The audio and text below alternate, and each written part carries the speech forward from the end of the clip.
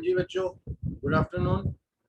Last class में हम लोग डेप्रिसिएशन कर रहे थे सेक्शन 32 पीजीबीपी के अंदर, और हम लोगों ने इसके ऊपर क्वेश्चन भी किया था। आगे इस क्लास को स्टार्ट करते हैं, आगे चलते हैं हम लोग। ठीक है, देखिएगा आपके सामने क्वेश्चन है। क्वेश्चन में क्या लिखा हुआ है? क्वेश्चन में लिखा है Rajan limited has two machinery S and M. The block as on 1st April 2018 WDV जिसकी थी 3 लाख रुपए, और मशीनरी L एक्वायर की गई थी कब? 12/11/2018 में। ठीक है जी, 1.5 लाख रुपए के लिए put to use on same date. The machinery L जो थी वो बेच दी गई 24/3/2019 को 2 लाख रुपए के लिए। यानी कि हमारी ये जो प्लांट एंड मशीनरी थी जिसको कि हमने सेम ईयर में परचेज किया था, सेम ईयर में ही हमने इसको बेच दिया, तो इसके ऊपर हमारा कोई भी डेप्रीसिएशन नहीं लगेगा। अब यहाँ पे पार्ट्स में दिया हुआ है compute the depreciation allowed under section 32 for block of asset. और आपका आंसर क्या होगा अगर एल की जगह एस बिक जाए, और आपका आंसर क्या होगा अगर दोनों मशीनरी एल एस और एम बिक जाए, यानी कि जो पुराना ब्लॉक था वो बिक जाए एल की जगह पे।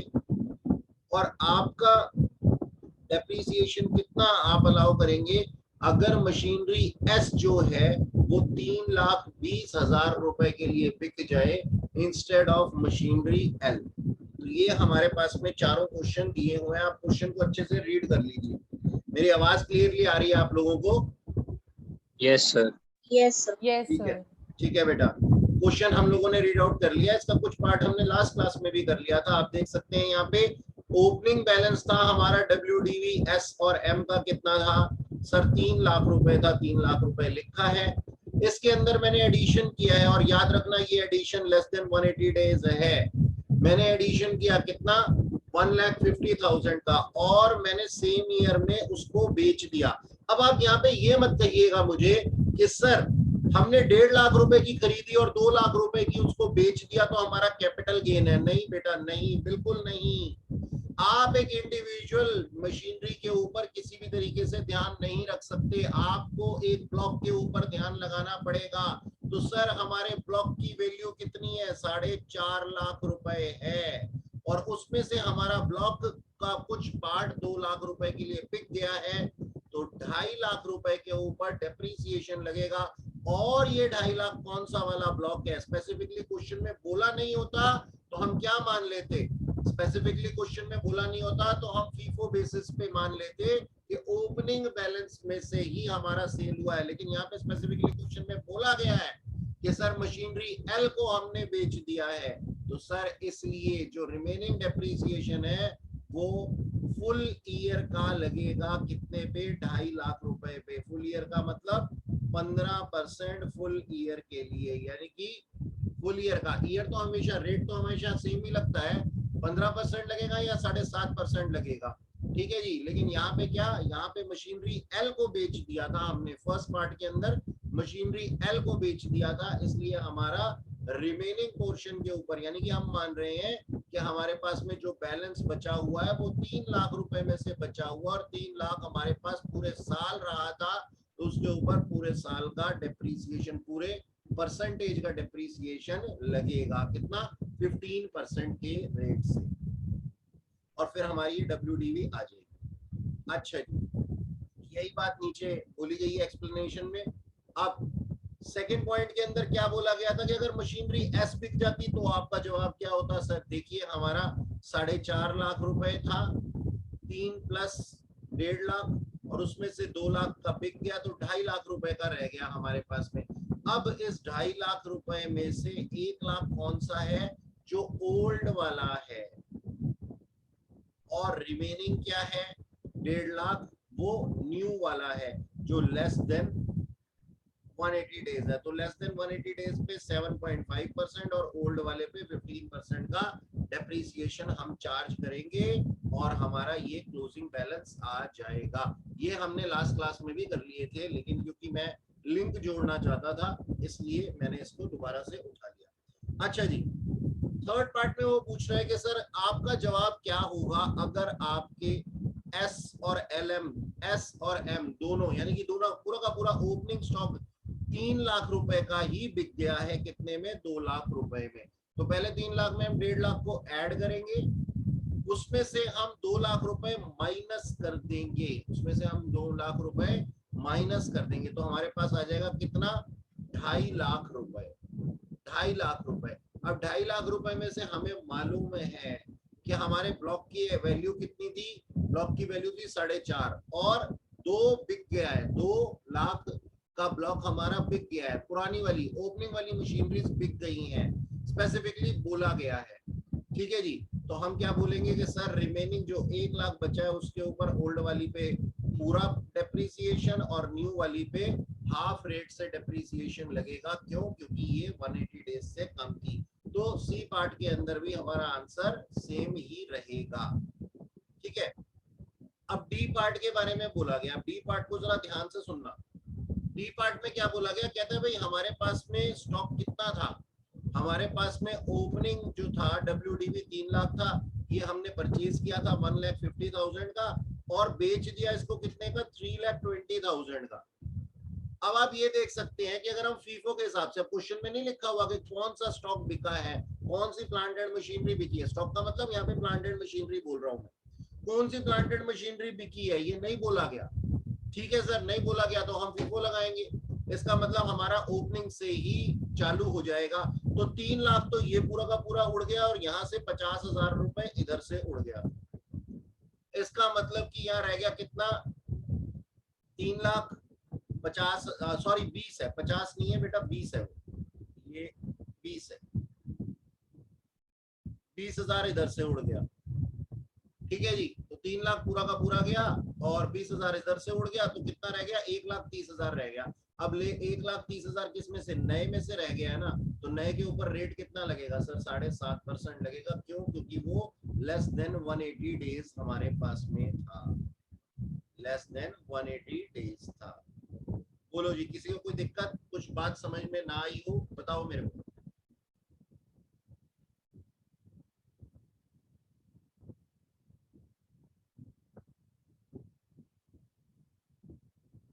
कृपया जवाब दें।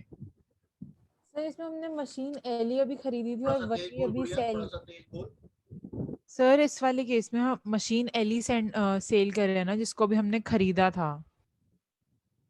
जी सर मशीन एल खरीदी थी अभी इस ईयर में और अभी केस डी में हम उसी को सेल कर रहे हैं ना।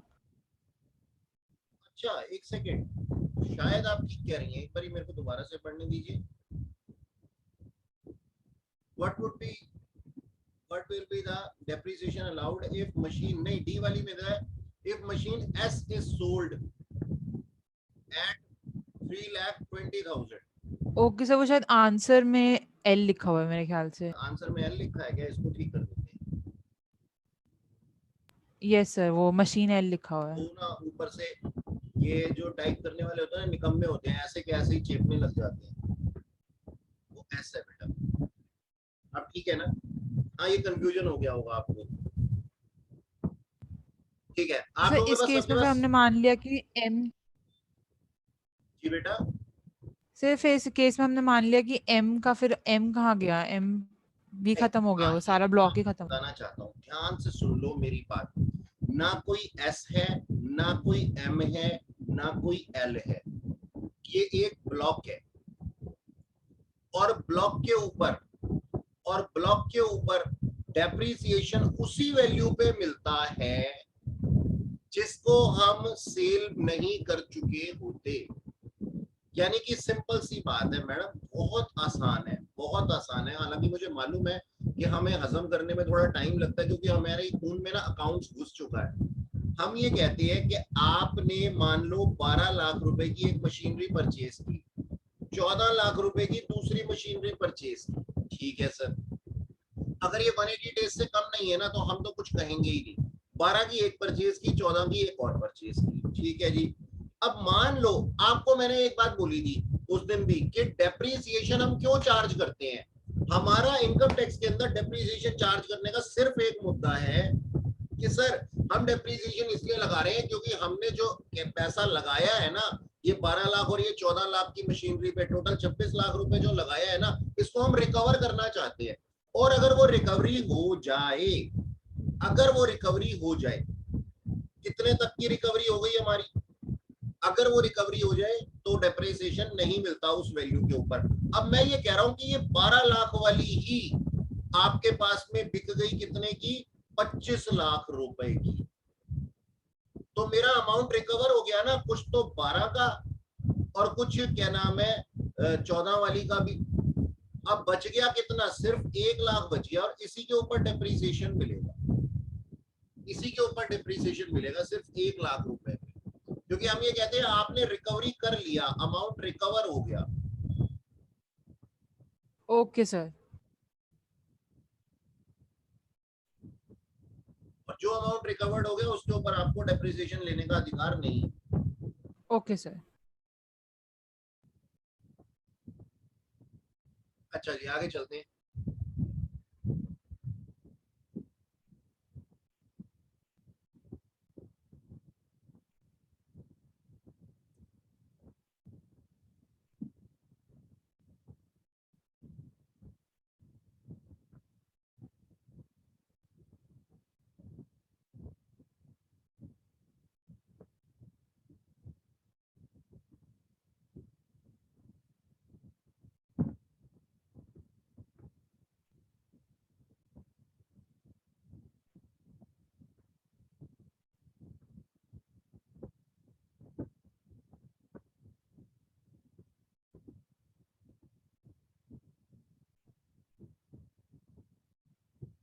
ये पूरे के पूरे क्वेश्चन को देखिए।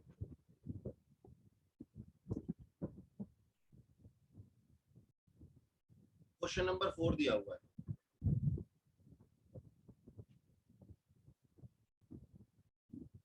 इसका सॉल्यूशन भी दिया हुआ है। ये देखने में आपको बड़ा लग रहा है लेकिन इजी है ये।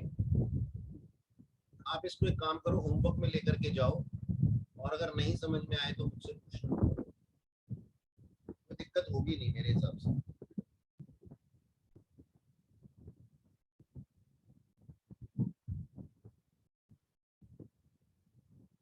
आप लोगों के पास सबके पास बुक तो है ना? Yes sir. अब ये देखो, ये भी एक बढ़िया चीज है, एडिशनल डेप्रिसिएशन। एडिशनल डेप्रिसिएशन ये है क्या? पहले तो मैं आपको बता दूं कि सर एडिशनल डेप्रिसिएशन किसको मिलेगा, जो बंदा मैन्युफैक्चरर है और जो पावर या जनरेशन में लगा हुआ है ऑफ इलेक्ट्रिसिटी। ध्यान से समझना मेरी बात को। हम ये कहते हैं कि हमारे पास में जो प्रोड्यूसर होते हैं, अब एक सोच करके बात बताओ, एक तो ट्रेडर है, मैंने उसको कोई प्लांट एंड मशीनरी के ऊपर डेप्रिसिएशन अलाउ कर दिया, और एक मेरा मैन्युफैक्चरर है जो मेरा एक आर्टिकल बना रहा है, एक आर्टिकल बना रहा है। लेट्स से ये पेन किसी ने बनाया, ये पेन किसी ने बनाया, ज्यादा श्रेय किसको जाता है, इस पेन को बनाने वाले को जाता है या फिर इस पेन के बेचने वाले को जाता है?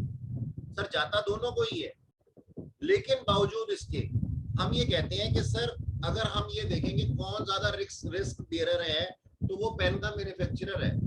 तो पेन का मैन्युफैक्चरर कहता है गवर्नमेंट को जाकर के कि सर आपने क्या रूल बना रखे हैं, ट्रेडर को भी आप सेम रेट पे डेप्रिसिएशन दे रहे हो, मैन्युफैक्चरर को भी आप सेम रेट पे डेप्रिसिएशन दे रहे हो, तो ये तो एक अच्छी बात नहीं है।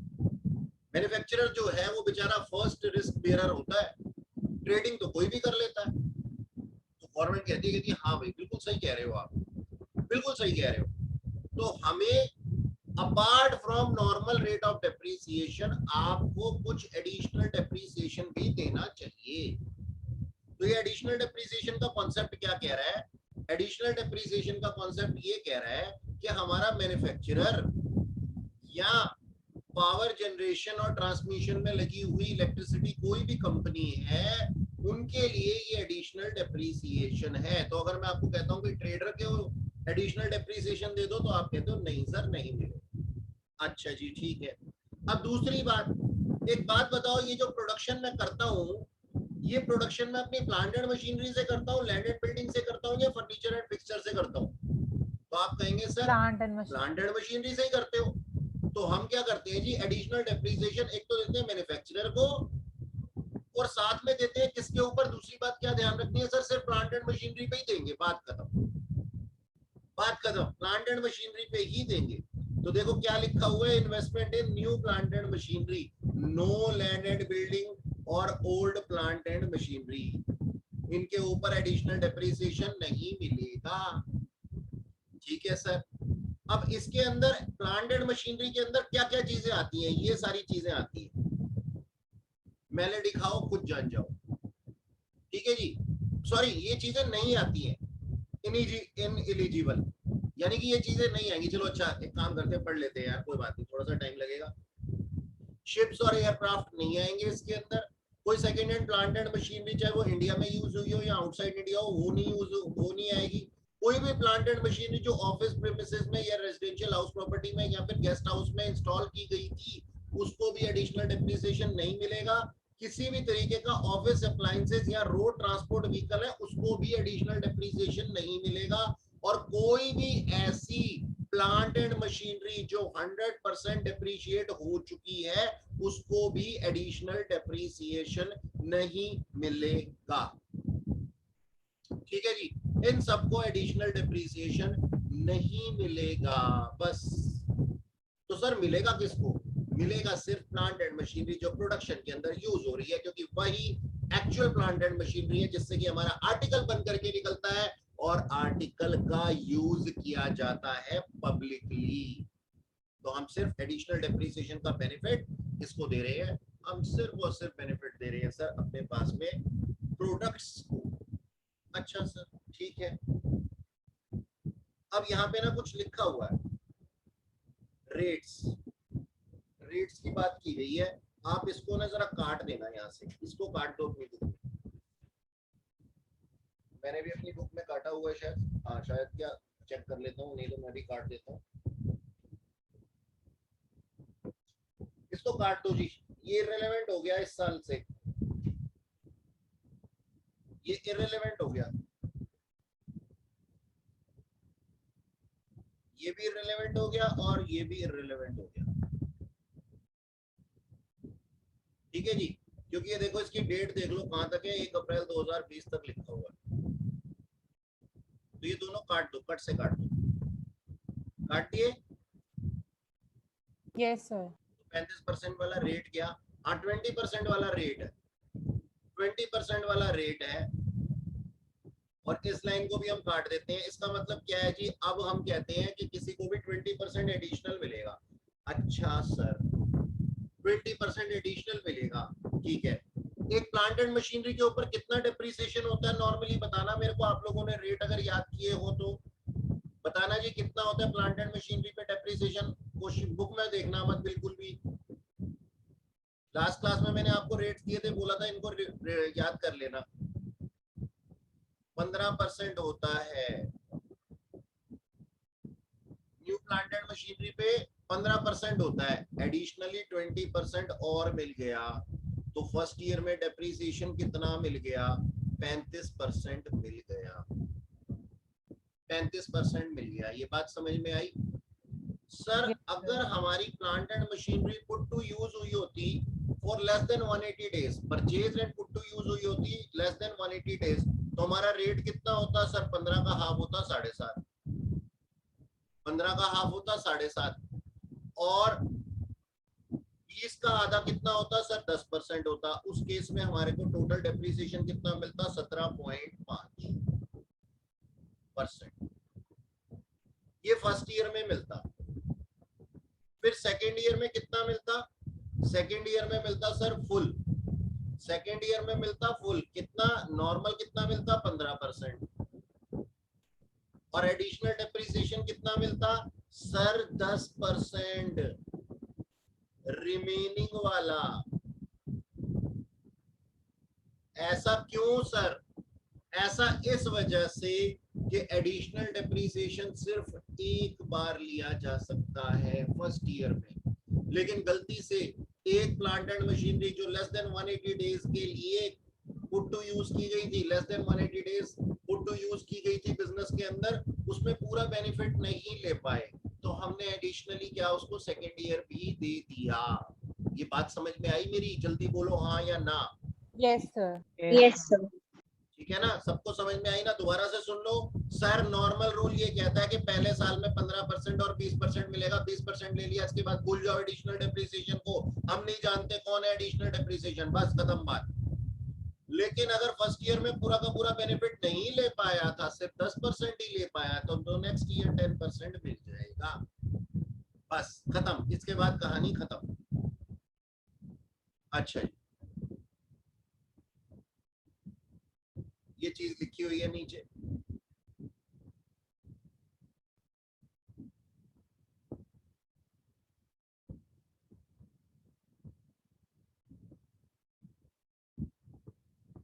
बुक में पढ़ लो इसको फटाफट से, एडिशनल डेप्रिसिएशन को।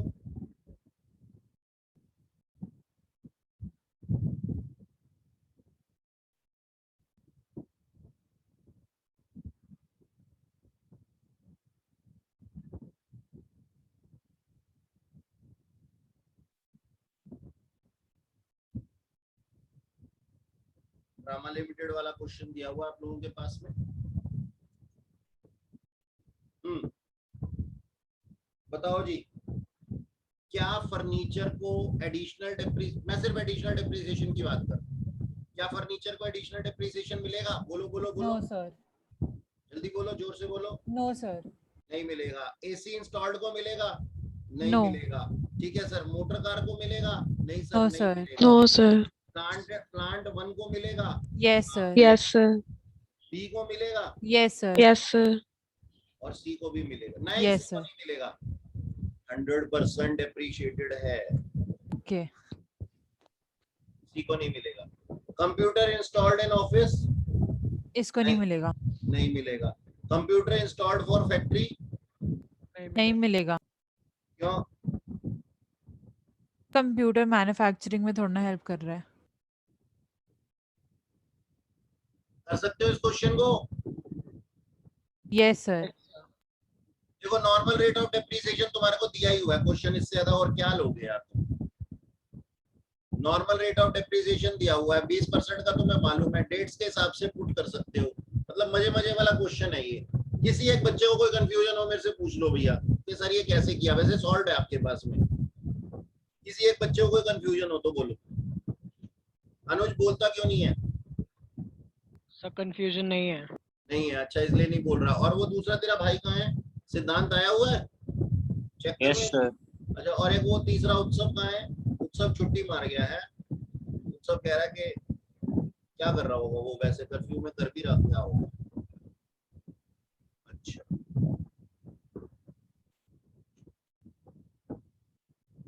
यार लॉकडाउन लगने के पूरे पूरे आसार हैं अच्छे वाले। तब क्या होगा? ये एडिशनल डेप्रिसिएशन का क्वेश्चन है, और इसके बाद में एक और क्वेश्चन दिया हुआ है मैन्युफैक्चरिंग यूनिट्स का, क्वेश्चन नंबर 6। ये 30 लाख, ये ना मॉड्यूल का क्वेश्चन है भैया, ICAI मॉड्यूल का क्वेश्चन है ये। क्वेश्चन पढ़ ले एक बारी, अगर कोई डिस्टरबेंस है तो मेरे से पूछ सकते हो, मतलब कुछ समझ नहीं आया तो पूछ सकते हो। ओपनिंग WDV दी हुई थी सर हमारे पास में 30 लाख रुपए का। Plant and machinery purchase and put to use, अब देखो 8/6/2018 है, इसका मतलब क्या हुआ? फुल ईयर ही है, तो परचेज के अंदर डाल देंगे। कौन चैट चैट खेल रहा है मेरे साथ में? सर एग्जाम पोस्टपोनमेंट किए। हाँ हो जाएगा यार, पोस्टपोन भी हो जाएगा। अच्छा चैट बैट मत लिखा करो, मुंह से बोल दिया करो, चैट बढ़ने में टाइम लगता है। पोस्टपोन तो भैया देखो होना ही है मेरे ख्याल में, क्योंकि 12th का भी हमारे पास में वो हो चुका है ना कि भाई 12th को यस सर हो गया। कंसीडर करेंगे 1 जून को, और अगर 1 जून से वो ओके रिपोर्ट दे देते हैं। अब देखो इस चीज को समझना जरा, थोड़ा सा टाइम लगा रहा हूँ मैं तुम्हारे साथ में।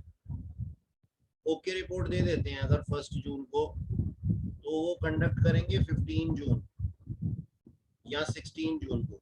16 जून से पहले नहीं शुरू होंगे। 16 जून से अगर शुरू होंगे तो 40 दिन मान करके चलो, जो कि आ जाते हैं 26 जुलाई। 26 जुलाई को हमारा अगर फाउंडेशन का शुरू होता है तो इंटर का भी उसके आसपास अगर होता है तो पॉसिबिलिटी तो ये है। और अगर वो यहाँ पे कैंसिल कर देते हैं, यहाँ जी हमें तो अपना सेशन खत्म करना है, हमें तो क्या नाम है लेना ही नहीं है, एग्जाम ही नहीं लेने, तो फिर हमारी जो प्री डेट्स है ना उसके ऊपर हमारे एग्जाम हो सकते हैं। 40 दिन ये कम से कम एग्जाम चलते हैं ये वाले इन लोगों के, और तब हमारे फाउंडेशन का नंबर आता है। और ICAI इतना अच्छा नहीं है कि सिर्फ आप लोगों के एग्जाम कंडक्ट करवा दे, पता नहीं क्या होना है यार एग्जैक्टली, तो वही लोग जाने। पूरा कैलेंडर ही चेंज हो जाएगा ये तो। अरे करेंगे यार, ये कुछ ना बहुत परेशानी हो रही है बच्चों को। फाउंडेशन वालों की हालत तो और खराब है।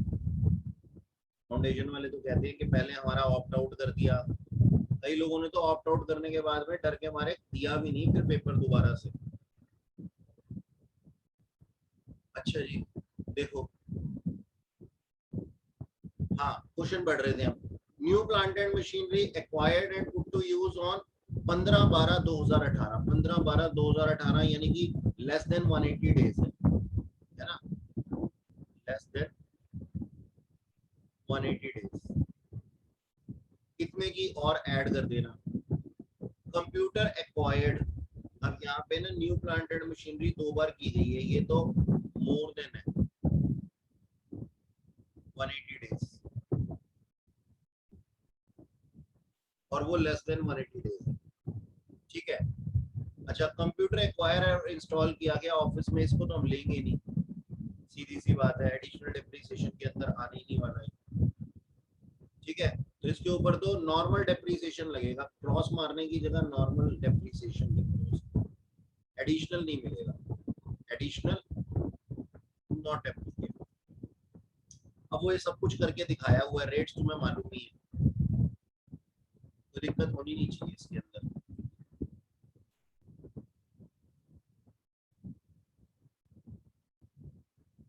चलिए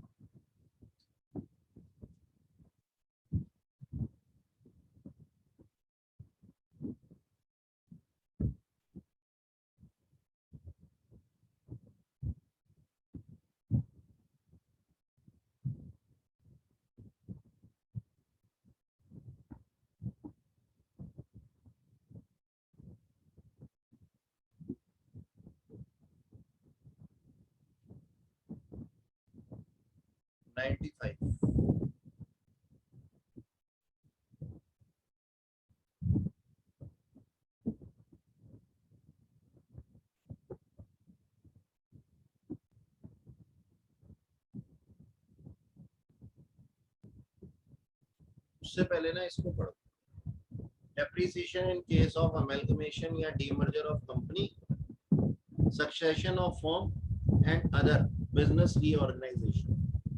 बच्चों इसका मतलब ये है कि मान लो ए कंपनी थी, वो बी कंपनी के अंदर मर्ज हो गई या फिर अमेलगमेट हो गई या फिर उसका बिजनेस परचेज कर लिया गया। देखो हाँ ये लिखा भी हुआ है, सक्सेशन हुआ, अमेलगमेशन हुआ, डीमर्जर हुआ या बिजनेस रीऑर्गेनाइजेशन हुआ। अगर ये स्कीम है तो सिंपल सी एक बात है, जितने टाइम के लिए एक कंपनी ने उसको रखा है उसका डेप्रिसिएशन प्रोपोर्शनेटली उसको मिलेगा, और जितना न्यू कंपनी ने जितना टाइम रखा है उसका प्रोपोर्शनेटली डेप्रिसिएशन उसको मिलेगा। ये बात समझ में आई? Yes sir. Yes sir. Proportionately. आओ एक क्वेश्चन देख लेते हैं, यहाँ पे कहता है हर्ष लिमिटेड, ये थोड़ा सा बढ़िया क्वेश्चन है इसलिए करवा रहा हूँ, ये मत सोचना कि सर प्रोपोर्शनेटली क्वेश्चन वाला भी क्यों करवा रहे हैं। हर्ष लिमिटेड था जिसका ब्लॉक ऑफ एसेट था और डेप्रिसिएशन था कितना 15%। WDV इसकी कितनी थी सर 12 लाख थी, ओपनिंग वैल्यू याद रखना 12 लाख है। It purchase and put to use It purchased and put to use another asset on 1/11/2018 for 3 lakh, यानी कि लेस देन 180 डेज। ठीक है जी। अब हर्ष लिमिटेड जो है ना वो कन्वर्ट हो गई हर्ष एलएलपी के अंदर, लिमिटेड लायबिलिटी पार्टनरशिप के अंदर कन्वर्जन कर लिया इन्होंने। कब? 1 जनवरी 2019 को। And the block of asset were transferred to LLP at ₹18 lakh, 18 lakh रुपए की। इसकी परचेज कंसीडरेशन थी। चलो जी, हमें कोई कैपिटल गेन तो निकालना नहीं, हमें तो डेप्रिसिएशन निकालना है। तो the conversion into LLP took place on 1 January 2019 but the asset were put to use by Harsh LLP, यानी कि न्यू रिजल्टिंग कंपनी जो है वो 1 मार्च 2019, 1 मार्च 2019 को उसने यूज करना शुरू किया इसको। ध्यान देना बच्चों, मैं अब जो बोलने जा रहा हूं, 1 जनवरी को ट्रांसफर हुआ और 1 मार्च को, 1 मार्च ही है ना, हाँ, 1 मार्च को यूज करना शुरू किया। तो क्या समझते हो, बीच में जनवरी और फरवरी जो गायब थे उसका डेप्रिसिएशन ये ले सकते हैं क्या? नहीं ले सकते। ट्रांसफरर तो वैसे ही नहीं ले सकता और ट्रांसफरी वैसे नहीं ले रहा। क्यों? क्योंकि उसके पास में ये पुट टू यूज हुआ ही नहीं था। एसेट जब तक पुट टू यूज ना हो जाए उसका डेप्रिसिएशन क्लेम नहीं किया जा सकता। ये रूल याद है ना? Yes sir.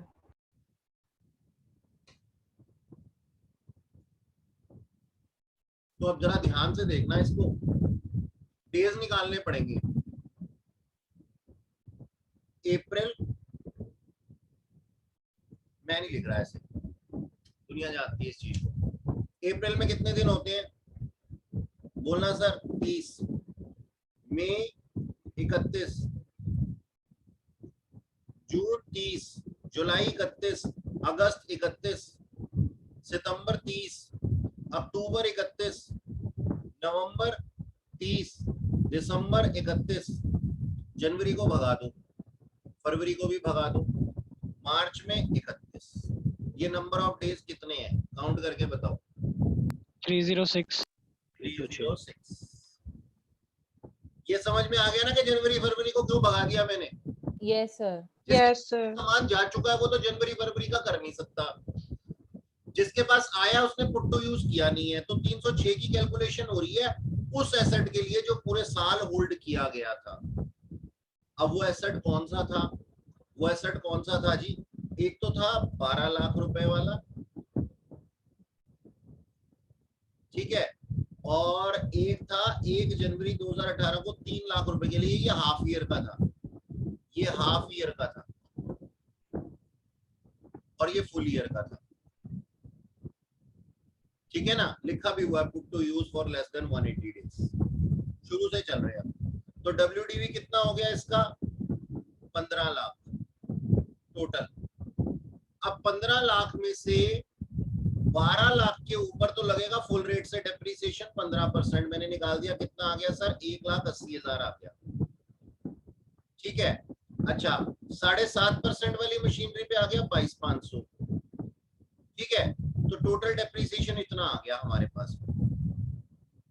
ठीक है, ये शायद धुंधला हो गया तुम्हारे को, इसको साफ ही कर देते हैं। ठीक, तो हम क्या बोल रहे हैं जी? इतना डेप्रिसिएशन आ गया, 2,02,500 का टोटल डेप्रिसिएशन आ गया। लेकिन ये ऐसे नहीं बटेगा।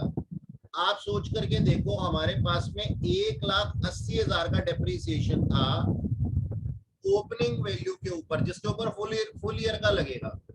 तो फुल ईयर में इसका कितना बनता है? जो पहले वाली हर्ष लिमिटेड थी वो उसका कितना बनता है? 306 में से 275 दिन इसने अपने पास रखा था। इसको काउंट करके देख लो। चाहे ये वाले महीने को छोड़ करके अगर ये सारे महीनों की हम बात करते हैं तो इसको किस में रखा था? हर्ष लिमिटेड ने रखा था। और यहाँ पे इसको किसने रखा था? हर्ष LLP ने रखा था। तो भाई 306 में से 275 तो किसके हैं? इसके हैं, हर्ष लिमिटेड के। तो 1,80,000 में से उसका प्रोपोर्शन कितना हो गया? इतना हो गया जी। ठीक है सर। अब हर्ष लिमिटेड का ही दूसरा एसेट के ऊपर भी डेप्रिसिएशन का अधिकार बनता है और वो कितना है 22,500। तो 22,500 के ऊपर भी निकाल लो।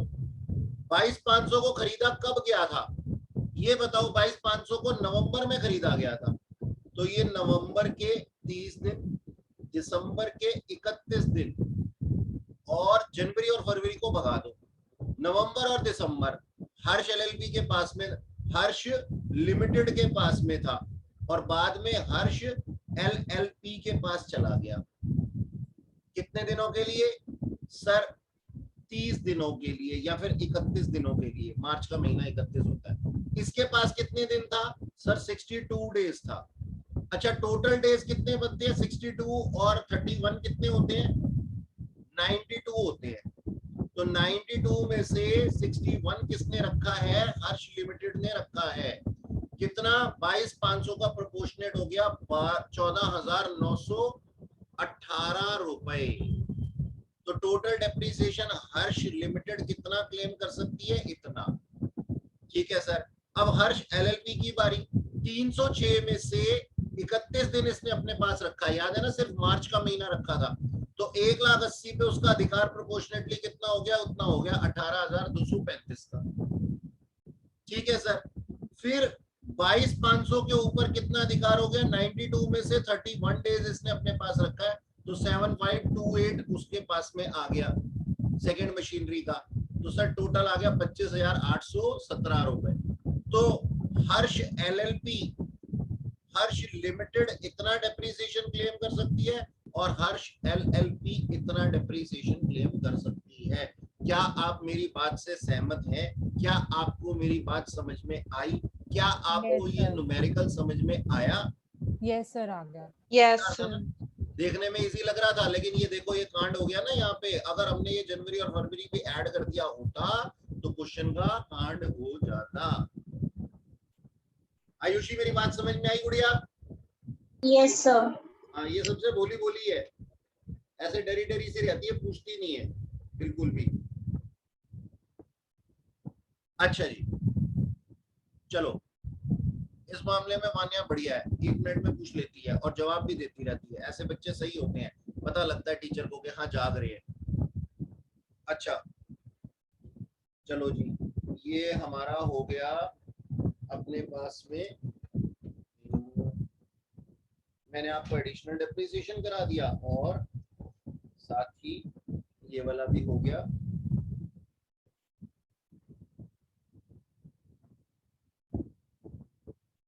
सक्सेशन वाला।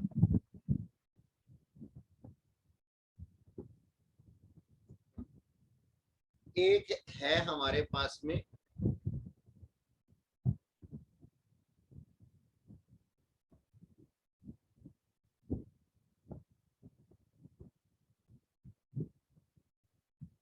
ये 35 AD, इसको कट से काट दो, ये नहीं करना हमें, इररिलेवेंट है। नाउ अपनी डेट चेक कर लो, देखो आपको पता लग जाएगा।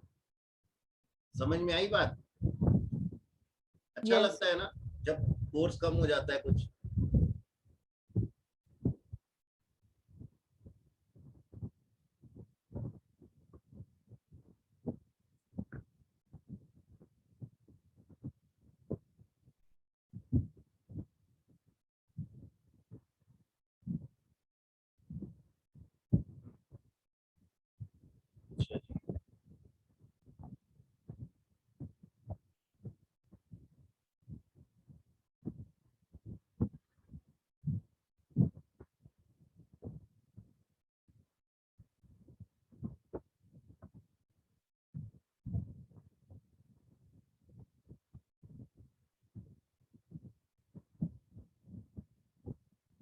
ध्यान देना जी,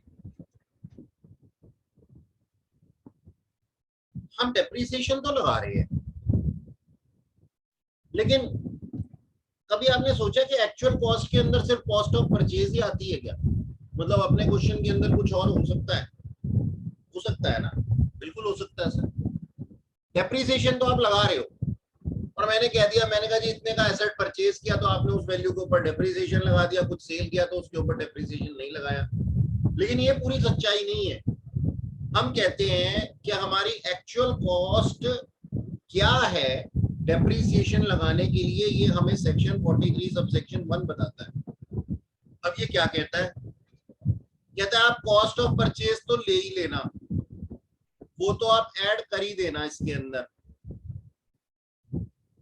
मतलब इसके अंदर एक्विजिशन और कंस्ट्रक्शन ऑफ एसेट तो हमने ऐड कर ही दिया, दोनों चीजें ऐड कर दी कि मान लो मैंने एक्वायर किया और उसके बाद में उसके ऊपर कंस्ट्रक्शन किया या फिर कुछ भी काम किया मैंने, तो वो क्या हो जाएगा जी, वो मेरी एक्चुअल कॉस्ट का पार्ट है।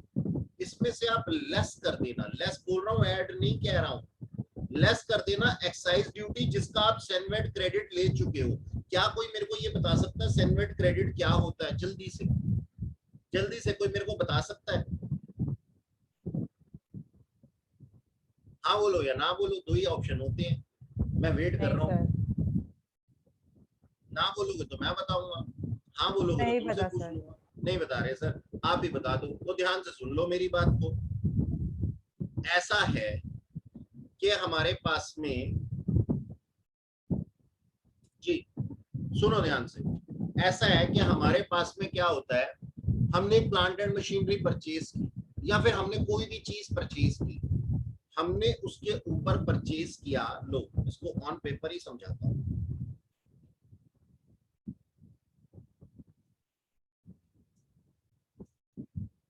हाँ जी, हमने इसको परचेज किया 4 लाख रुपए का। स्क्रीन शेयर हो रही है ना? Yes, sir. और मैंने इसके ऊपर है टैक्सेस पे किए 50,000 रुपए के। तो मैं कहता हूं जी मेरे टैक्सेस जो है ना वो बढ़ गए और टैक्सेस से मेरी कॉस्ट बढ़ गई, 4,50,000 हो गई। अब फिर आगे जाएगा तो आगे फिर टैक्स लग जाएंगे इस तरीके से। तो जो चीज मैं 4 लाख बेस मान करके इसके अंदर वैल्यू एडिशन कर सकता था कि मान लो जी मैं अपना प्रॉफिट मार्जिन 10,000 रुपए रख लेता और इसको बेच देता आगे 4,10,000 रुपए में। अब उसको मैं कितने में बेचूंगा?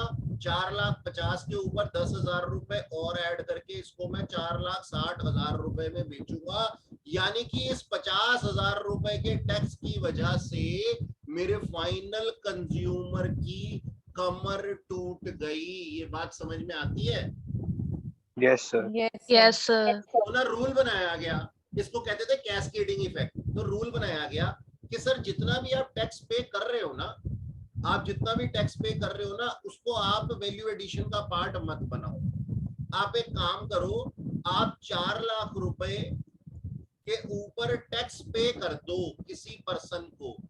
यानी कि आपने 4 लाख दिए, साथ में आपने टैक्स भी पे कर दिया उसको, कितना? Let's say 50,000। जब आप इसको बेचोगे तो आपके पास कंसीडरेशन आएगी। आप इसको कितने में बेचो?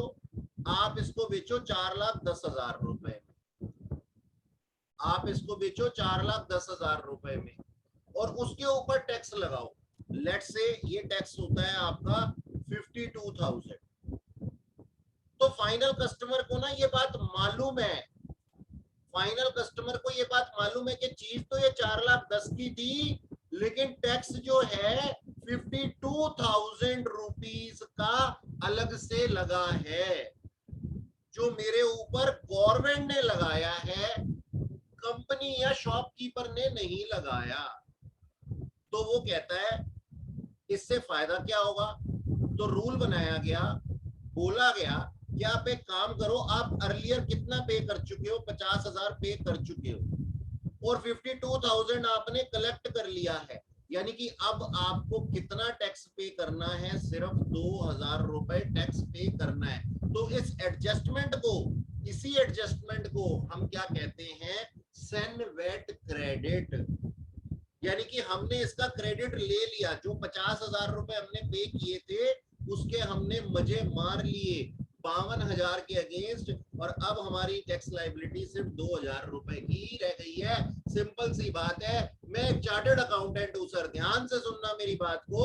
मैं एक चार्टर्ड अकाउंटेंट हूं, मैं किसी प्रोफेशनल पर्सन से सर्विसेज लेता हूं।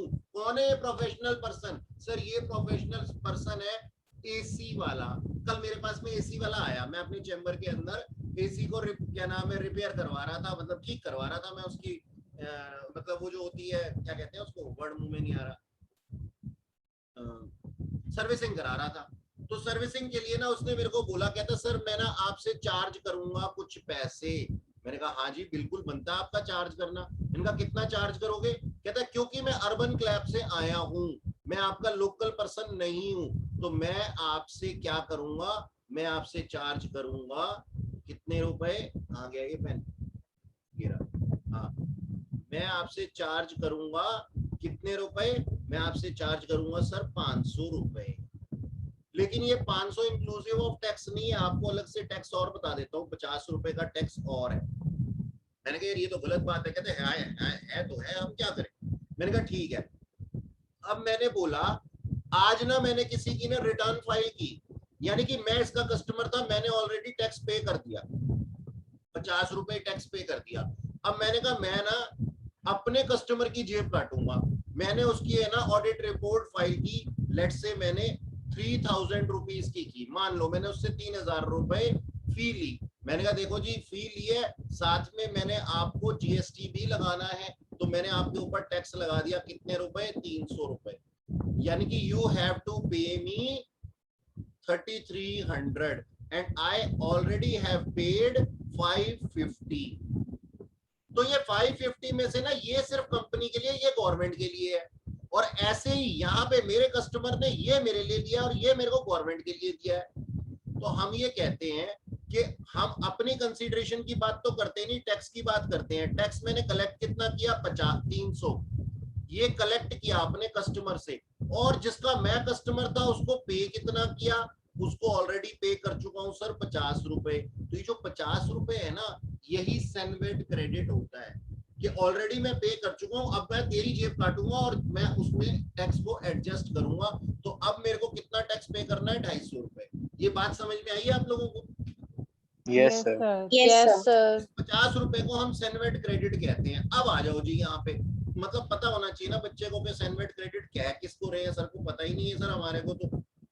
तो देखो जी, एक्साइज ड्यूटी, ऐसी एक्साइज ड्यूटी जिसके ऊपर की आप सैनवेट क्रेडिट ले चुके हो, अलाउ हो चुका है आपको, आप एडजस्ट कर चुके हो, तो उसको आप अपनी कॉस्ट में इंक्लूड नहीं कर सकते, आपको इसको हटाना पड़ेगा। क्योंकि अगर आप इंक्लूड करोगे तो आपकी कॉस्ट बढ़ जाएगी, और कॉस्ट बढ़ जाएगी तो परचेज प्राइस के अलावा एक्साइज ड्यूटी के ऊपर भी आप डेप्रिसिएशन चार्ज कर लोगे।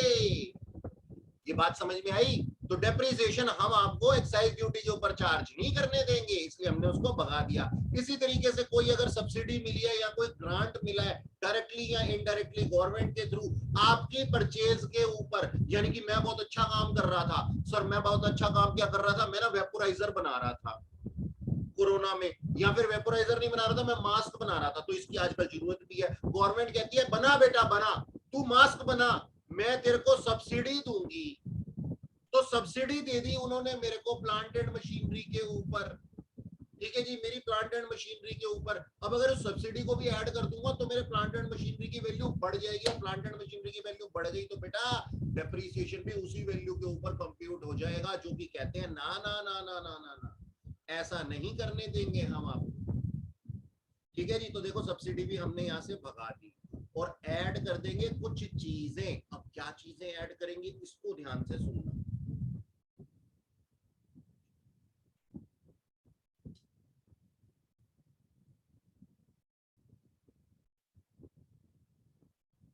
हाँ जी, क्या चीज ऐड करेंगे? एक सिचुएशन है, पहले उस सिचुएशन के ऊपर ध्यान दो। सिचुएशन कह रही है मैंने आज एक लोन लिया, मैंने आज एक लोन ले लिया, और लोन लेकर के उसको मैंने इन्वेस्ट कर दिया प्लांट एंड मशीनरी के अंदर। ठीक है सर, बढ़िया है।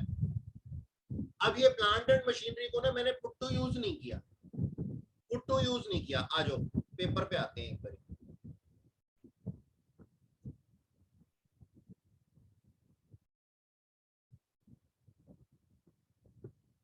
हाँ जी, मैंने ना आज मान लो 1 अप्रैल है, 1 अप्रैल को मैंने बैंक से लोन ले लिया, कितने का? बैंक लोन ले लिया 50 लाख रुपए का, और इस 50 लाख को मैंने कहा, मैंने परचेज कर ली plant and machinery for 50 lakh. लेकिन मैंने इसको 1 अगस्त को पुट टू यूज किया। अब क्या लगता है, मैंने 1/4 से लेकर के 1/8 तक इससे कोई प्रोडक्शन नहीं किया, उस टाइम पे डेप्रिसिएशन नहीं लगेगा। लेकिन बैंक वालों का मीटर तो चालू है ना, इंटरेस्ट का मीटर तो चालू है ना बच्चों। Yes, हम तो इस टाइम के अंदर भी आपसे इंटरेस्ट लेंगे। तो ये इंटरेस्ट जो था, जब से मैंने लोन लिया से लेकर के, अगर मैंने उससे प्लांट एंड मशीनरी परचेज की लेकिन मैंने उसको पुट टू यूज नहीं किया, तब से लेकर के अब तक जितना भी इंटरेस्ट है ना, ये इंटरेस्ट ऐड हो जाएगा सर किसके अंदर, ये इंटरेस्ट ऐड हो जाएगा हमारे कॉस्ट ऑफ प्लांट के अंदर, क्योंकि हम इसको ना कैपिटल एक्सपेंडिचर मानते हैं। ठीक है जी, तो ये ऐड हो जाएगा इंटरेस्ट ऑन लोन। अच्छा जी, अगर हमने कोई फ्रेट इनवर्ट, ये तो हमने बचपन से पढ़ते हुए आए हैं सर ट्रेडिंग अकाउंट के अंदर, कि हम कैरेज इनवर्ट लगाते थे, लोडिंग अनलोडिंग चार्जेस लगाते थे। मान लो जी शिप से आ रही है मेरी मशीनरी, शिप से आ रही है मेरी प्लांट एंड मशीनरी, बहुत हैवी है, और क्या नाम है, उसको लोडिंग और अनलोडिंग चार्जेस लगे तो वो भी कैपिटलाइज नेचर की। यानी कि मैं ये कहना चाहता हूँ, और कोई क्या नाम है इंस्टॉलेशन चार्जेस है वो भी हम ऐड कर देंगे। ठीक है, और अगर कोई फॉरेक्स फ्लक्चुएशन की वजह से हो रहा है, यानी कि मान लो जब मैंने ऑर्डर किया था तब उसका दाम था $200, और जब मेरे पास में आई है सामान, मेरे पास में आया तब वो $250 का हो गया, तो ये फ्लक्चुएशन की वजह से जो भी हो रहा है ये हमारे पास में ऐड हो जाएगा। अब एक चीज ध्यान देना सर, हम इतनी बातों का दिमाग पर कैसे बोझ उठा पाएंगे? आप हमें कोई शॉर्टकट क्यों नहीं बताते? शॉर्टकट है, ली सुन लो। जब से मैं प्लांट एंड मशीनरी परचेज करता हूँ से जब तक उससे प्रोडक्शन नहीं स्टार्ट कर लेता, तब तक के जितने भी खर्चे होते हैं ना, अब देखो यहाँ पे एक चीज लिखी नहीं हुई लेकिन वो भी इंक्लूड होगी। मान लो मैंने कोई बाहर से मेरे पास में आया है, हाँ देखो लिखी हुई है, मुझे लगा नहीं लिखी हुई। ये देखो इंश्योरेंस, ये इंश्योरेंस बाद वाला इंश्योरेंस नहीं है कि मेरी प्लांट एंड मशीनरी खराब हो गई तो मैं क्या करूंगा। ये इंश्योरेंस है ट्रांजिट का। मैंने बाहर से प्लांट एंड मशीनरी मंगाई थी और सर मुझे यात्रा के अंदर इंश्योरेंस चाहिए था कि कहीं खराब ना हो जाए, तो वो इंश्योरेंस भी मेरा कैपिटलाइज नेचर का खर्चा है। तो जो चीजें आपने कंसाइनमेंट के अंदर पढ़ी थी ना, कि जब तक गोडाउन में चीज माल नहीं आ जाता तब तक के सारे खर्चे उसके रेकरिंग नेचर के नहीं होते, नॉन रेकरिंग नेचर के होते हैं, बस वो कैपिटलाइज नेचर के सारे खर्चे यहाँ पे जुड़ जाते हैं। बात समझ में आई तो आप बोलो, नहीं आई तो ना सर आ गई। Yes, sir. बस। Yes, sir. अच्छा यहाँ पे ना एक बात है, ध्यान से सुनना जी, ध्यान से, बड़ा प्यारा पॉइंट है ये वाला। ये क्या कहता है, कहता है अगर आपने कोई भी इनमें से कोई भी खर्चा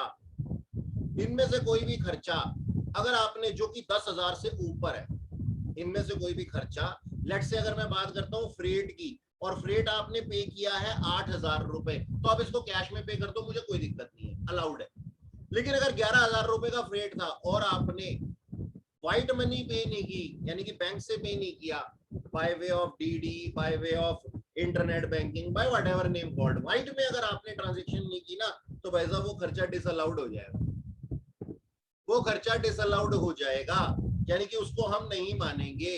तो कैश में करना है तो 10,000 से कम का खर्चा होना चाहिए एक सिंगल डे के अंदर, ठीक है, वरना आप इसको कहां से करो, वरना आप इसको बैंक से ही करो। चलूं आगे। Yes sir. अच्छा जी, कहता है अलग अलग केसेस के अंदर अलग अलग कॉस्ट ऑफ एक्चुअल कॉस्ट क्या होती है, अलग अलग केसेस के अंदर अलग अलग एक्चुअल कॉस्ट क्या क्या होती है। एक्चुअल कॉस्ट क्यों निकाल रहे हैं हम? सर हमारे को डेप्रिसिएशन लगाना है, ठीक है। सबसे पहला है जी साइंटिफिक रिसर्च। साइंटिफिक रिसर्च क्या होता है? साइंटिफिक रिसर्च होता है हमारे पास में, जैसे कोई भी ऐसा काम जो आज से पहले एग्जिस्टेंस में नहीं था, उस फैक्ट्स को सामने लेकर के आना, उन फैक्ट्स को सामने लेकर के आना, वो साइंटिफिक रिसर्च है शॉर्ट में। ऐसा नहीं है कि आप समझ लो साइंस से रिलेटेड ही है सर, कुछ भी हो सकता है सर, सोशल साइंस से रिलेटेड भी हो सकता है, स्टैटिकल साइंस से रिलेटेड भी हो सकता है। तो जो फैक्ट्स आज तक हमारे पास में नहीं उपलब्ध, उन फैक्ट्स को उजागर करने की प्रोसेस को हम साइंटिफिक रिसर्च कहते हैं। That's it. कोई नहीं पूछेगा आपसे साइंटिफिक रिसर्च क्या होता है, परेशान मत होना। तो साइंटिफिक रिसर्च का ना सेक्शन है सेक्शन 35 AD। तो सेक्शन 35 AD जो है ना, उसके अंदर जो प्लांट एंड मशीनरी इंस्टॉल होती है उसकी कॉस्ट ऑफ एक्विजिशन क्या मानी जाती है? कॉस्ट ऑफ एक्विजिशन बार बार मुंह से निकल रहा है। एक्चुअल कॉस्ट क्या मानी जाती है? सर जितने में उसको परचेज किया माइनस जितना उसका डिडक्शन अलाउड है उतनी होती है। और आगे लिखा हुआ सर निल है। ये क्या लिख दिया सर आपने? निल लिख दिया, ये क्या मतलब हुआ? अलाउड होगा ना? निल अलाउड है, यानी कि साइंटिफिक रिसर्च में लगे हुए एक्चुअल कॉस्ट कितनी मानी जाएगी? प्लांट एंड मशीनरी की निल मानी जाएगी। बताऊं क्यों? आप लोगों ने आज तक ये पढ़ा है कि प्लांट एंड मशीनरी जो होते हैं ना, प्लांट एंड मशीनरी जो होते हैं ना, वो प्लांट एंड मशीनरी धीरे धीरे डेप्रिशिएट होते हैं। लेकिन हमारे पास में है ना एक बिजनेस है। कौन सा बिजनेस है? साइंटिफिक रिसर्च का। सेक्शन क्या है? Section 35 AD। सेक्शन 35 AD का जो बिजनेस है उसके अंदर अगर कोई प्लांट एंड मशीनरी लगाई जाती है ना, चाहे वो 500 करोड़ की हो।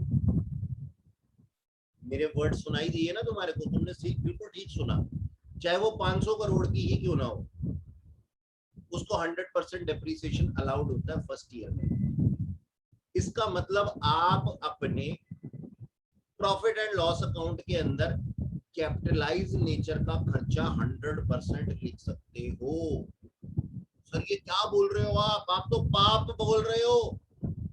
पाप है ऐसा मत बोलो सर। हम आज तक पढ़ते आए हैं और अभी आपने भी पढ़ाया कि डेप्रिसिएशन धीरे धीरे धीरे धीरे धीरे धीरे लगता है। अब आप ये हमें क्या पढ़ा रहे हो सर? 100% डेप्रिसिएशन पहले ही साल में 500 करोड़, यानी कैपिटल एक्सपेंडिचर हम अपने प्रॉफिट एंड लॉस अकाउंट में लिख देंगे क्या? हाँ, हजम करो इस चीज को। हाँ, हजम करो। आपने साइंटिफिक रिसर्च खोला, बिजनेस खोला, आपने यहाँ पे 20 लाख रुपए की मशीनरी परचेज की। आप यहाँ पे लिख सकते हो सर एक्सपेंडिचर की लिस्ट में 20 लाख, बस। समझ में आई बात? वो Yes, बाहुबली sir. की Yes, माँ वाला, sir. बाहुबली की माँ वाला वो रखना याद। कौन सा जो डायलॉग था ना कि मेरा वचन ही है शासन, बोलती है ना वो, तो जो मैंने कह दिया वही सही है, शक मत रखना। पढ़ेंगे सेक्शन 35 AD। तो इसका मतलब जब हमारे पास में सोच करके देखो आप 100%। अब सर फिर ये भी बता दो यहाँ निल क्यों लिखा है? हाँ बता देता हूँ। जब आपने फर्स्ट ईयर में इटसेल्फ इसको 20 लाख रुपए लिख लिया अपने प्रॉफिट एंड लॉस अकाउंट में, यानी कि आपने अपनी इनकम के अगेंस्ट अपने सारे एक्सपेंडिचर को एडजस्ट कर लिया ना, तो अब आप डेप्रिसिएशन 32 के अंदर, अंडर सेक्शन 32 के अंदर कौन सा नया डेप्रिसिएशन लेना चाह रहे हो भाई? कौन सा लेना चाह रहे हो? बात समझ में आई? यानी कि सर आप ये कहना चाहते हो कि अगर आपने साइंटिफिक रिसर्च के अंदर सेक्शन 35 AD का डेप्रिसिएशन ले लिया है तो आपको सेक्शन 32 का डेप्रिसिएशन अलाउड नहीं है। जी हाँ, मैं यही कहना चाहता हूँ। मेरी बात समझ में आई सबको? Yes, sir. Yes, sir. लोग कितने सोता हुआ सा जवाब दे रही है। यस। जो बच्चा रिकॉर्डिंग देख रहा है वो भी सोचता है यार क्यों ऐसा क्यों कर रहे हैं ये बच्चे टीचर के साथ। सीधे बैठो, पहले तो सो के मत देखो, लेट के मत देखो, नींद नहीं आएगी। अच्छा जी, और माशाल्लाह तुम्हें तो कितना बढ़िया वो मिल गया, ब्रेक मिल गया। सुबह क्लास हुई थी, अब उसके बाद दोपहर में हो रही है। अच्छा जी, देखो जी अगला क्या लिखा हुआ है? Conversion of stock in trade into capital asset and used into business. Conversion of capital asset, sorry, conversion of stock in trade into capital asset and used in business.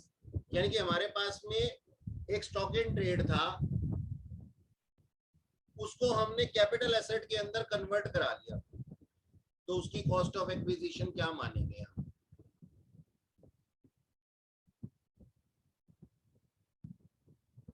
conversion of stock in trade into capital asset and used into business.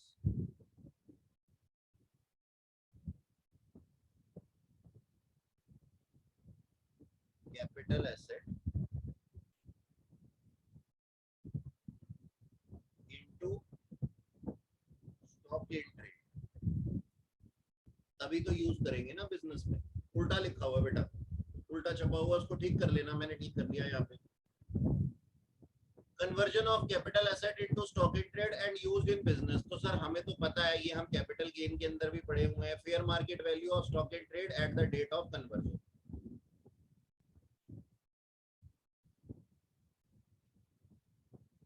Of capital asset into stock in trade. अब यहाँ पे आप मेरे से question पूछ सकते हो sir. हाँ जी, हेलो हेलो, यस सर। आप मेरे से क्वेश्चन पूछ सकते हो कि सर एक बात बताओ, आपने कैपिटल एसेट को स्टॉक इन ट्रेड बना दिया, स्टॉक इन ट्रेड की आप कॉस्ट, एक्चुअल कॉस्ट बता रहे हो, वो फेयर मार्केट वैल्यू है। ये हमने कैपिटल गेन के अंदर भी पढ़ा था और पीजीबीपी में भी पढ़ा है। सर आप एक बात बताओ, आप यहाँ पे ऐसी बातें क्यों बोल रहे हो? मैंने कहा क्या बोल रहा हूँ सर?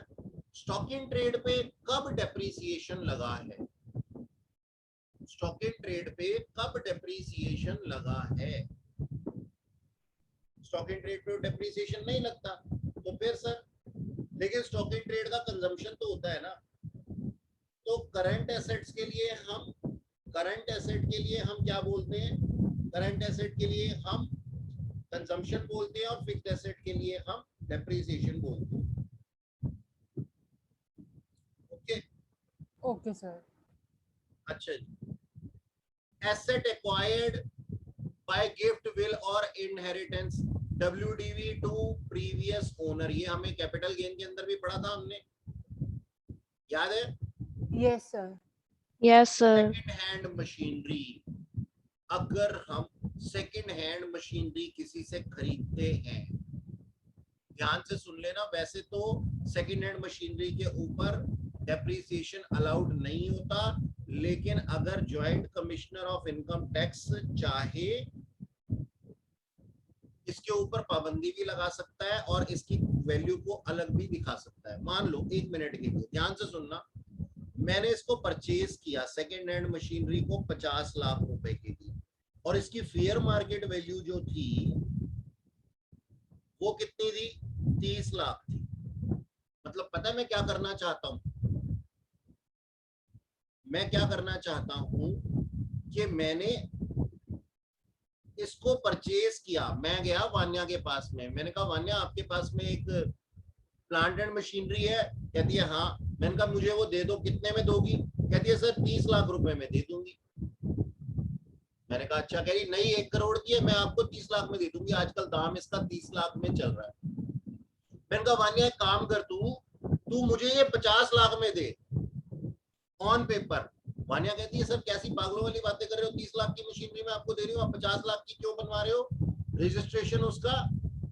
मैंने कहा देख तू ना 30 ही ले मुझसे, मैं तेरे को 50 लाख रुपए दूंगा और तू ना मुझे 20 लाख रुपए रिटर्न कर देना।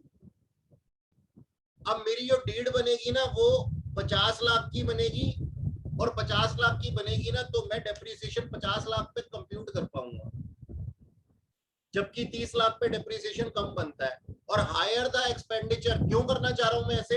Higher the expenditure result to lower the income, and lower the income result to lower the tax liability. और इनकम टैक्स का पेपर ही तो पढ़ रहे हैं हम। तो क्या हुआ? वान्या कहती सर एक काम बताओ, एक बात बताओ, इसमें मेरा क्या फायदा है? मैंने कहा अच्छा तुझे फायदा चाहिए तो एक काम कर, तू मुझे 20 रिटर्न मत करना, तू मेरे को 15 रिटर्न कर देना, 5 तू भी रख ले। उसकी तो खैर वो ब्लैक मनी की इनकम होगी। ये बात समझ में आई? तो ना Yes, रूल sir. ये कहते हैं, बात सुनो सर, हमें मालूम है कि आप ऐसा करते हो, जनरली आप ऐसा करते हो, हमें मालूम है।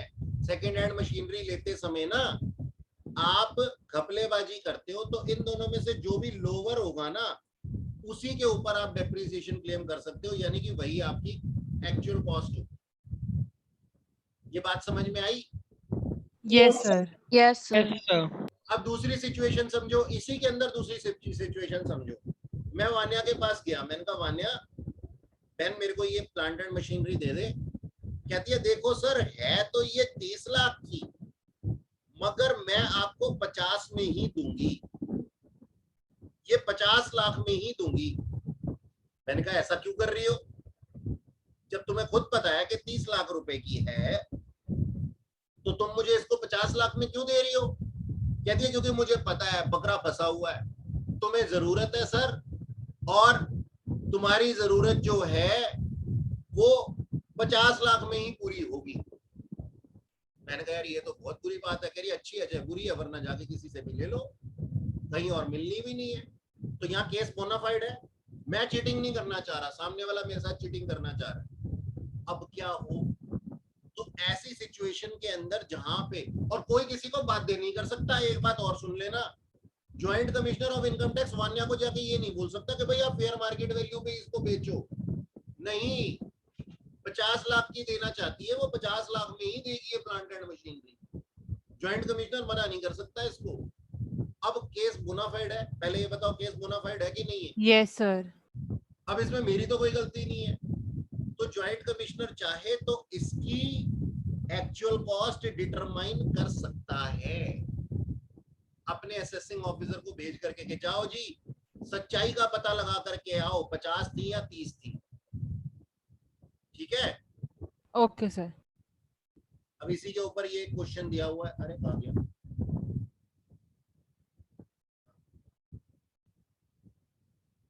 इसी के ऊपर यही क्वेश्चन दिया हुआ है जो मैंने बोला,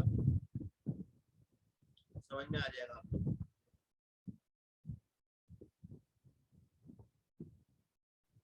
अच्छा जी,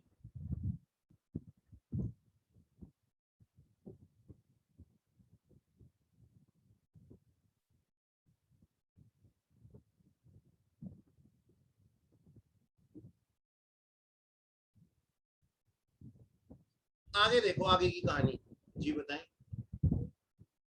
नहीं बिल्कुल नहीं,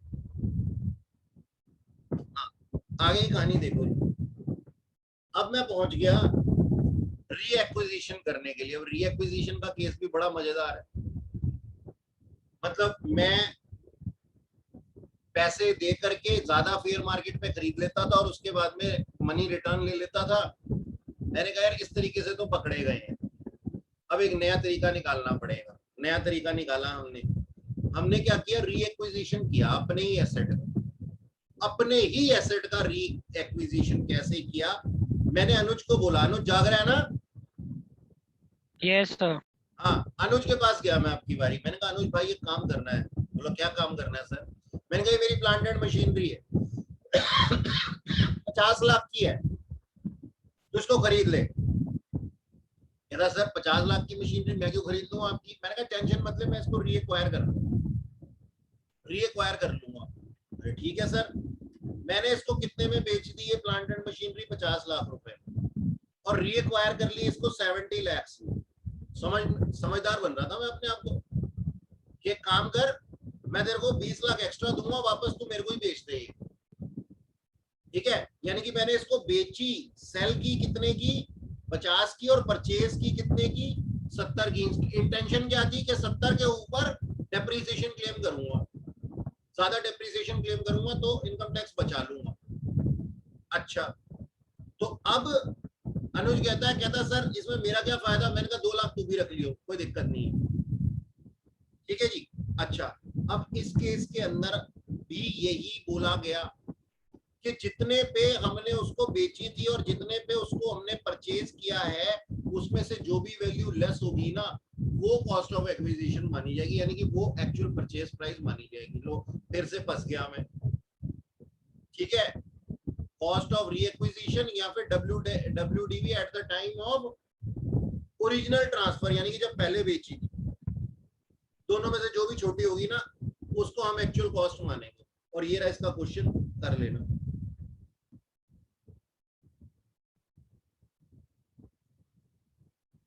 चलो आगे, आगे अगला पेज है। एक सेकंड,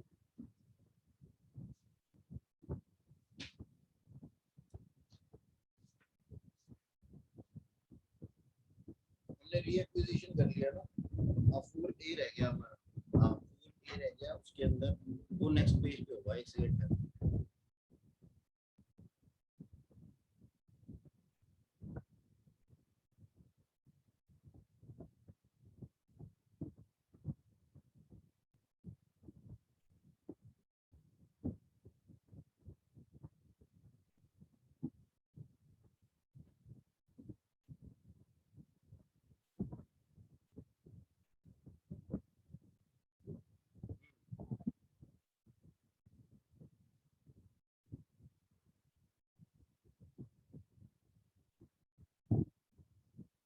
ये देखो जी अगला केस। अब मैंने रीअसेसमेंट रीएक्विजिशन करके भी देख लिया, तब भी मेरी दाल नहीं गली। अब मैंने एक और तिगड़म बिठाया। क्या तिगड़म बिठाया? मैंने कहा इसको है ना मैं आपसे लीज पे खरीद लेता हूँ। मैं गया सिद्धांत के पास, मैंने कहा यार मेरी 2 ट्रांजेक्शन तो फेल हो चुकी हैं वान्या और अनुज के साथ में, सिद्धांत तू मेरे काम आ सकता है। सिद्धांत कहता है हाँ बोलो सर क्या मैं आपकी हेल्प कर सकता हूँ। मैंने कहा मैं ना अपनी ये एसेट तेरे को दे देता हूँ 50 लाख रुपए में। सिद्धांत कहता है ठीक है सर दे दो, और ना तेरे से वापस ले लूंगा लीज पे वापस ले लूंगा इसको, मतलब परचेज नहीं करूंगा। और याद करो मैंने आप लोगों को जब डेप्रिसिएशन के रूल पढ़ाए थे तो मैंने कहा था अगर लीज पे हमने कोई प्लांट एंड मशीनरी या कोई फिक्स्ड एसेट परचेज किया तो उसके ऊपर हम डेप्रिसिएशन क्लेम कर सकते हैं। तो जी हम क्या कहते हैं, हमने लीज पे इससे ले लिया और लीज का टोटल अमाउंट मान लो 70 लाख था। अब लॉ ने फिर से इसको क्या नाम है वो कर दिया, ब्लॉक कर दिया। कहते हैं इन दोनों में से जो भी लेस है ना वही कॉस्ट ऑफ एक्विजिशन यानी कि एक्चुअल कॉस्ट मानी जाएगी और उसी के ऊपर डेप्रिसिएशन क्लेम कर पाओगे। इसमें भी फंस गया मैं, मतलब सिद्धांत भी मेरे काम नहीं आ पाया। नेक्स्ट देखो क्या लिखा हुआ है। अब आगे निकलते हैं इससे, इस सिचुएशन से आगे निकलते हैं।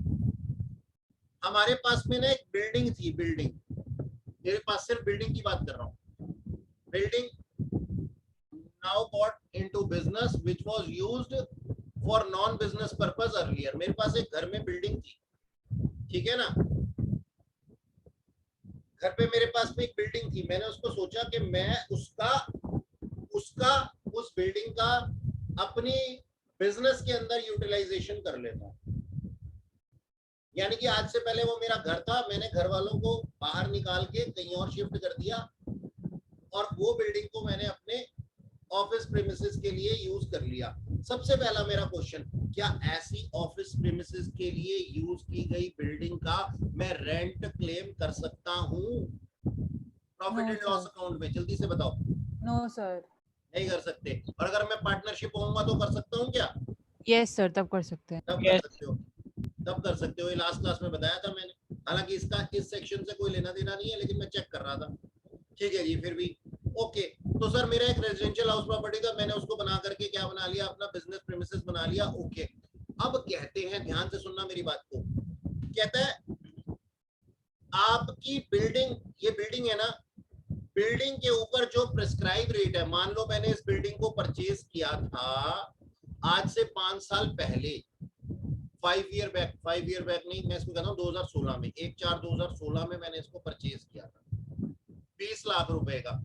अब मैं इसके ऊपर डेप्रिसिएशन लगाऊंगा 16, 17, 17, 18, 18, 19, 19, 20 और फिर आज मैंने इसको एक्वायर कर लिया अपने पास में, कब? 1/4/2020 को मान लो, आज 1/4/2020 है ऐसा मान लो, वैसे तो है 21 चल रहा है लेकिन 1/4/2020 लगा लिया मैंने। तो इतने सालों का डेप्रिसिएशन लेस करके जो वैल्यू आएगी ना वो हमारी कॉस्ट ऑफ एक्विजिशन या फिर कॉस्ट ऑफ परचेज मानी जाएगी for the purpose of claiming depreciation this year. Sir लेकिन डेप्रिसिएशन तो लगता है सिर्फ बिजनेस के अंदर, पर्सनल एसेट्स के अंदर, मतलब कि जो हमारी पुरानी मशीन, जो हमारी रेजिडेंशियल हाउस प्रॉपर्टी थी उसका डेप्रिसिएशन हम अपने प्लांट एंड मशीनरी, उसका डेप्रिसिएशन हम अपनी बुक्स ऑफ अकाउंट में कैसे क्लेम कर पाओगे? यानी कि इस डेप्रिसिएशन डेप्रिसिएशन को आप कैसे क्लेम कर पाओगे? ना ना ना ना ना, मैं नहीं क्लेम कर रहा इसको। मैं क्या मान करके काम कर रहा हूं? मैं ये मान करके काम कर रहा हूं कि यदि मैंने इसको बिजनेस के लिए 20 लाख रुपए का खरीद लिया होता 1/4/2016 में, तो आज इसकी वैल्यू क्या होती? आज जो वैल्यू होती उस वैल्यू पे मैं इसको एक्वायर कर रहा हूं अपनी बिजनेस के अंदर, और उसी वैल्यू के ऊपर मैं इस साल का डेप्रीसिएशन 20-21 का डेप्रीसिएशन लगा पाऊंगा।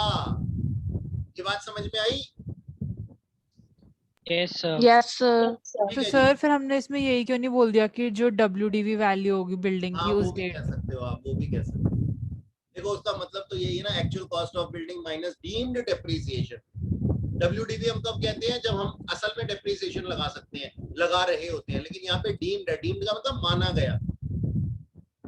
Okay sir. अच्छा जी, अब ये देख लेना, एक ये पिंकी पिंकी कुछ लिखा हुआ है यहाँ पे, पिंकी पिंकी क्या लिखा हुआ है? लिखा हुआ है ये रूल सिर्फ बिल्डिंग के लिए एप्लीकेबल है। अगर कोई और एसेट होगा ना तो उसको हम उसकी ओरिजिनल कॉस्ट पे ही लिखेंगे इस साल, यानी कि जितने का हमने उसको परचेज किया होगा, ओरिजिनल कॉस्ट। ये बात समझ में आई? Yes sir. इसी से रिलेटेड ये क्वेश्चन दिया हुआ लड्डू साहब।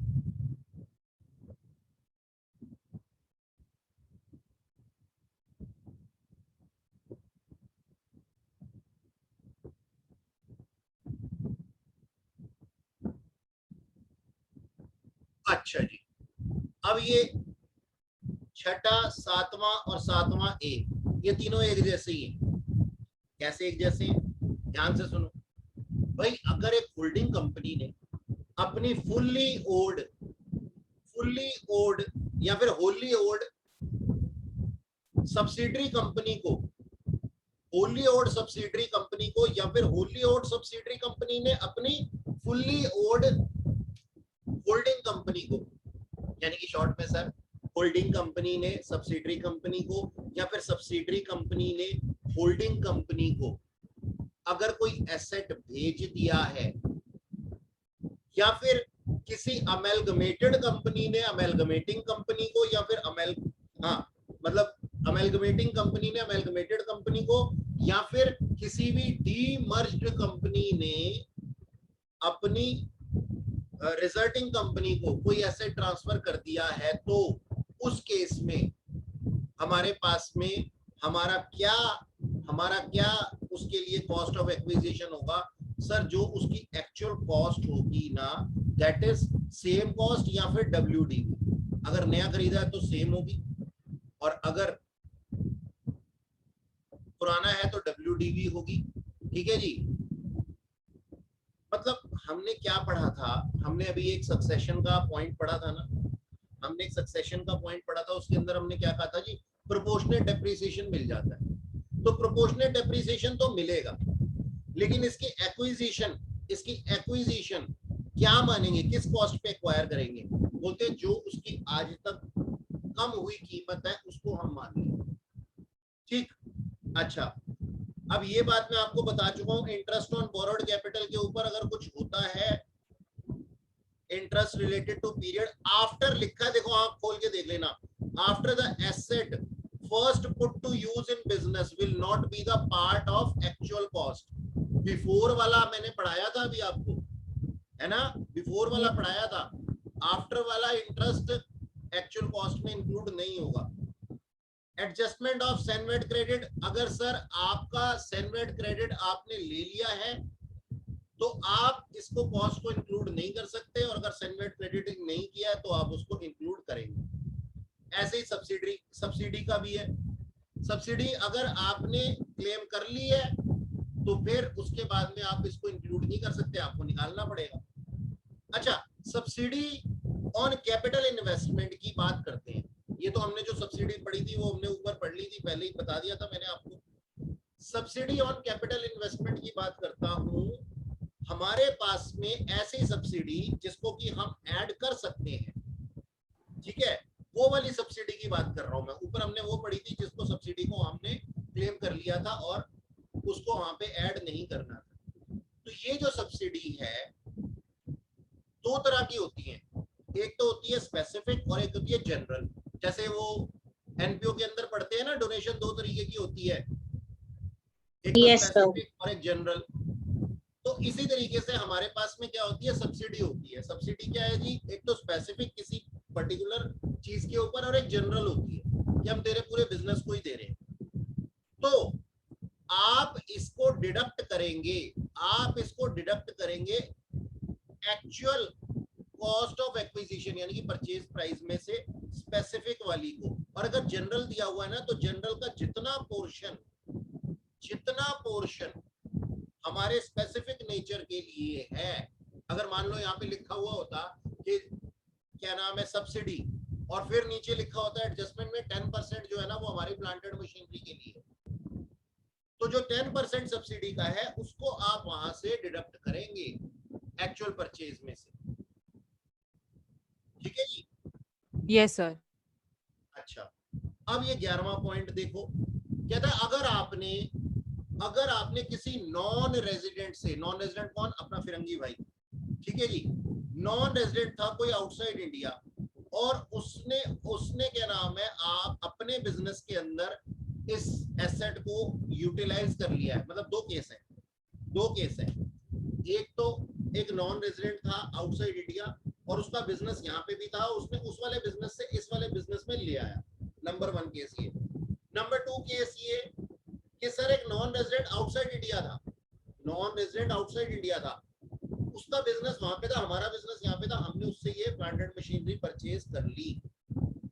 ठीक है, तो जी हमारे पास में ऐसी मशीनरी की कितना अमाउंट पे एक्चुअल कॉस्ट माइनस डेप्रीसिएशन, जितना भी इसका कैलकुलेट किया जाना था, जितना भी डेप्रीसिएशन कैलकुलेट किया जाना था, जैसे हमने रेजिडेंशियल बिल्डिंग वाले का किया था ना, वैसे माइनस करके हम जो वैल्यू आएगी उसको क्या करेंगे, उसको हम एडजस्ट करके अपने पास में डेप्रीसिएशन को एडजस्ट करके अपने पास में एक्चुअल परचेज प्राइस मानेंगे और उसी के ऊपर डेप्रीसिएशन क्लेम करेंगे। सर यहाँ पे ऐसा क्यों लिखा हुआ है एक्चुअल कॉस्ट माइनस डेप्रीसिएशन?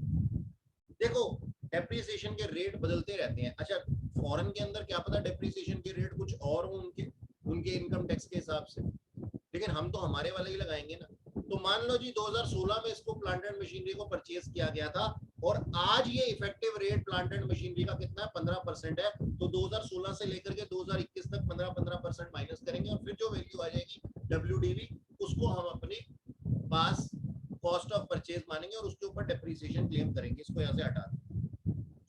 ठीक है जी। तो ये एक्चुअल परचेज प्राइस हमने पढ़ा क्या होता है। अच्छा जी, एक सेकेंड ठहरना।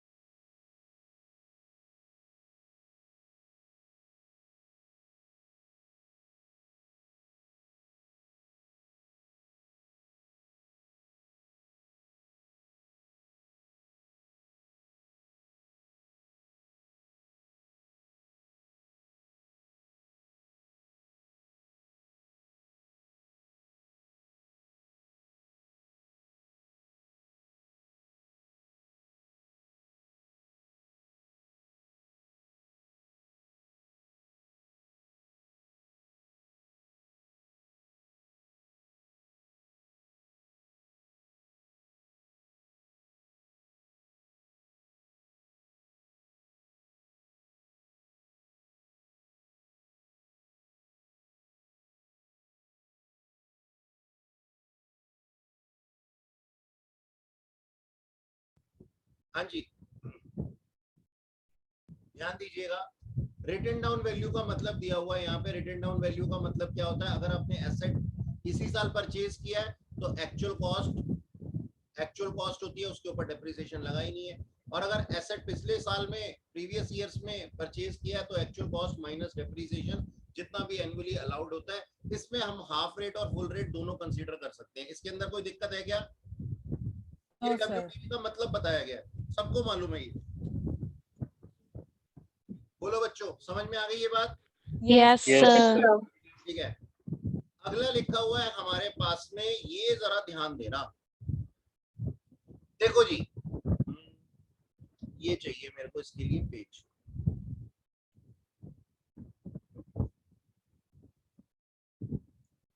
हाँ जी, मैं ये कहता हूं कि दो चीजें बहुत ज्यादा जरूरी हैं to claim depreciation. To claim depreciation, number 1 हमारे पास में WDV होनी चाहिए, रिटन डाउन वैल्यू होनी चाहिए, और दूसरा ब्लॉक में वैल्यू होनी चाहिए,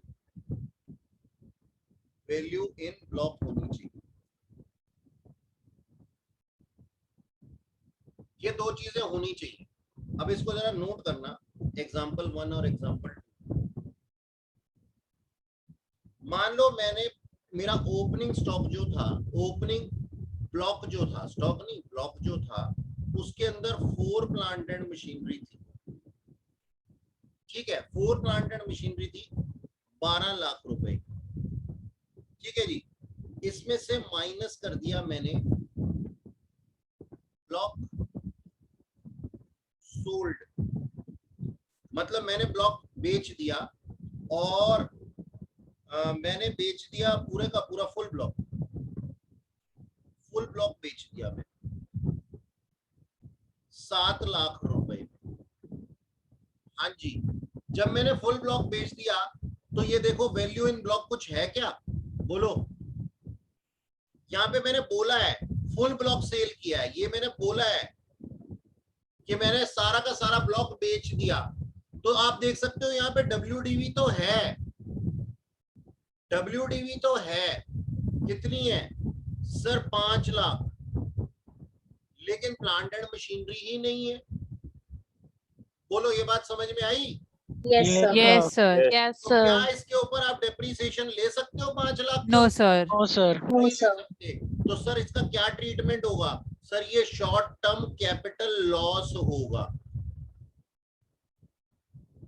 ये शॉर्ट टर्म कैपिटल लॉस होगा।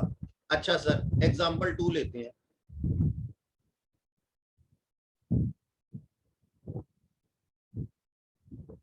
एग्जाम्पल 2 क्या कहता है? मेरे पास में ओपनिंग ब्लॉक था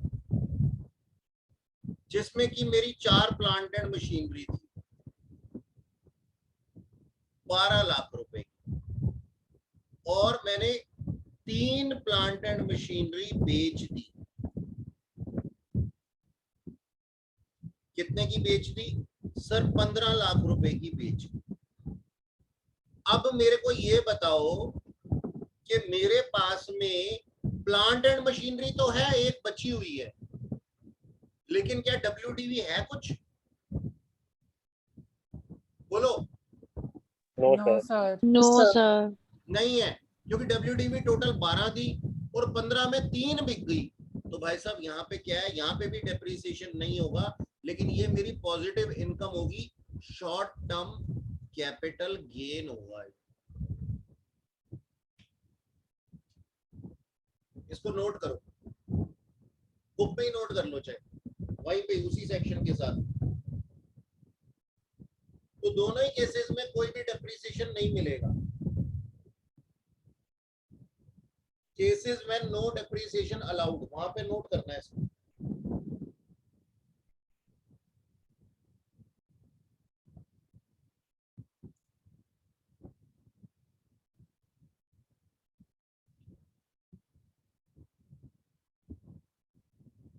कर लिया जी? Yes, sir. Yes, sir. चाहे स्क्रीनशॉट ले लो।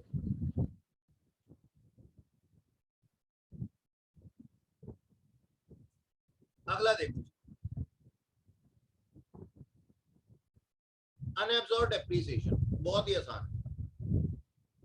सर सर ये क्या होता है अनएब्जॉर्ब डेप्रिसिएशन? नाम से ही पता लग रहा है हमारे को कि एब्जॉर्ब नहीं हो पाया, डेप्रिसिएशन एब्जॉर्ब नहीं हो पाया, यानी कि हमारा जो डेप्रिसिएशन था वो इतना ज्यादा था कि वो हमारी इनकम को भी एक्सीड कर गया।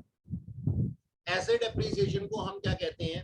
ऐसे डेप्रिसिएशन को, ये चीज जो है ना हम पढ़ेंगे set of and carry forward के अंदर। मेरे पास में एक बिजनेस था, बिजनेस का डेप्रिसिएशन हैवी था, मेरी इनकम्स कम थी, अनएब्जॉर्ब डेप्रिसिएशन हो गया, एब्जॉर्ब ही नहीं हो पाया। अब ये यहाँ से लॉस बन के निकलेगा और इसका नाम क्या दिया हमने? अनएब्जॉर्ब डेप्रिसिएशन दिया कि ये डेप्रिसिएशन की वजह से इतने लॉसेस आए। ये जाएंगे और दूसरे हेड से एडजस्ट हो जाएंगे जहां पे ये हो सकते हैं। दूसरे हेड की भी इनकम होती है ना, दूसरे हेड की भी इनकम होती है, तो उनसे जाकर के एडजस्ट होंगे। अभी भी मान लो ये सारी हेड की इनकम्स को खा गए, उसके बाद क्या होगा? फिर ये कैरी फॉरवर्ड हो जाएंगे नेक्स्ट ईयर्स में। अच्छा, एक बार जब एक लॉस जो होता है वो कैरी फॉरवर्ड हो जाता है ना, तो अपने हेड में ही घूमता रहता है। मतलब अगर बिजनेस का लॉस है तो बिजनेस में ही घूमेगा, फिर अगले साल भी बिजनेस में ही कैरी फॉरवर्ड होगा। कैरी फॉरवर्ड मतलब नेक्स्ट ईयर्स में कैरी फॉरवर्ड। लेकिन अनएब्जॉर्ब डेप्रिसिएशन क्या कहता है? एक बार कैरी फॉरवर्ड होने के बाद में अपने हेड में एडजस्ट होगा, फिर अगले साल दूसरे हेड्स में भी एडजस्ट होगा। अच्छा, नॉर्मल लॉस जो होते हैं ना उनको हम कहते हैं maximum time period carry forward करने का मिलता है 8 साल। अनएब्जॉर्ब डेप्रिसिएशन कहता है अनलिमिटेड टाइम पीरियड है, जितने मर्जी साल ले लो, एडजस्ट करवाओ बस इसको। ठीक है जी, तो ये सीन है हमारे अनएब्जॉर्ब डेप्रिसिएशन के साथ में, ये लिखा हुआ पॉइंट 1, 2 और 3 में। फोर्थ पॉइंट एक और सुन लो कि जो अनएब्जॉर्ब डेप्रिसिएशन होता है ना, इसका सीक्वेंस क्या होता है। अगर उससे पहले हमारे पास में करंट ईयर का डेप्रिसिएशन हो, हम पहले वो लेंगे। अगर हमारे कोई ब्रॉड फॉरवर्ड लॉसेस हो तो हम उसको भी पहले लेंगे। और सबसे लास्ट में किसका नंबर आता है? Unabsorbed depreciation. जब ये एक बारी एडजस्ट होने पे लिए अगले सालों को चला जाता है या फिर दूसरे हेड्स में चला जाता है। ठीक है जी, सेट ऑफ करने के ये सीक्वेंस होता है।